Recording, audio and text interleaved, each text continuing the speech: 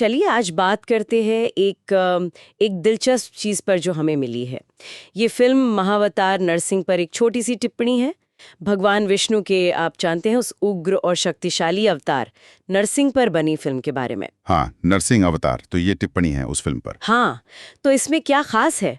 मतलब पहली बात तो ये कि फिल्म नरसिंह भगवान की कहानी पर ही केंद्रित है, जाहिर है, पर इसे सिर्फ एक कहानी की तरह नहीं बताया गया है, ऐसा लगता है। बिल्कुल, इस टिप्पणी के हिसाब से ये एक, आप कह सकते हैं, भव्य और शक्तिशाली प्रस्तुति है। इसमें खास तौर पर भगवान नरसिंह का जो प्रचंड रूप है उसको उभारने की बात कही गई है। अच्छा, प्रचंड रूप। हाँ, और साथ ही ये जो धर्म की विजय और अधर्म के अंत वाला पहलू है उसे बहुत असरदार तरीके से दिखाने का जिक्र है। तो ऐसा लगता है कि फिल्म का जोर सिर्फ कथा सुनाने पर नहीं, बल्कि उस अनुभव को महसूस कराने पर ज्यादा है। और इसी से जुड़ा एक और पॉइंट है, वो जो मुझे काफी दिलचस्प लगा, कि इसे देखकर रोंगटे खड़े हो जाते हैं। हाँ, ये लिखा है। ये बात वाकई सोचने पर मजबूर करती है कि पर्दे पर उस तीव्रता को कैसे उतारा गया होगा कि देखने वाले पर ऐसा असर हो। मतलब ये महज एक फिल्म नहीं, बल्कि एक गहरे भावनात्मक अनुभव की तरफ इशारा कर रही है ये टिप्पणी। हाँ, बिल्कुल। और यहाँ एक और पहलू है जो काफी दिलचस्प है।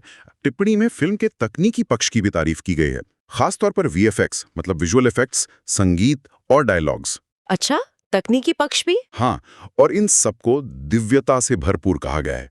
ये अपने आप में खास है, क्योंकि पौराणिक फिल्मों में अक्सर हम कहानी या अभिनय पर ज्यादा ध्यान देते हैं, पर यहाँ तकनीकी बारीकियों की बात हो रही है। सही कहा।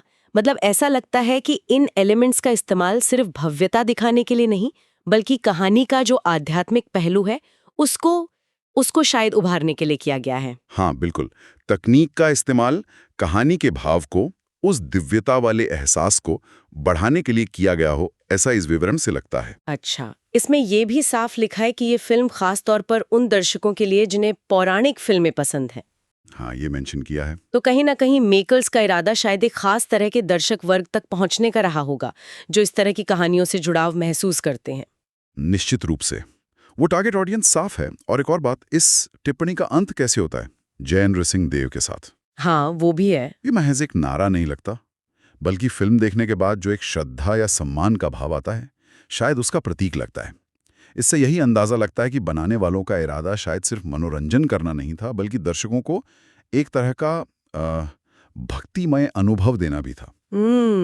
भक्तिमय अनुभव। हाँ, जैसा कि इस टिप्पणी को पढ़ के महसूस होता है। ये इसे एक सिर्फ फिल्म नहीं, बल्कि एक सांस्कृतिक और आध्यात्मिक प्रस्तुति के तौर पर पेश करता है। तो कुल मिलाकर इस छोटी सी टिप्पणी से जो तस्वीर उभरती है वो ये है कि महावतार नरसिंह एक दमदार, भावनात्मक और तकनीकी तौर पर भी उन्नत फिल्म हो सकती है, और ये उन लोगों को खास तौर पर खींच सकती है जिनकी पौराणिक कथाओं और चरित्रों में गहरी रुचि है।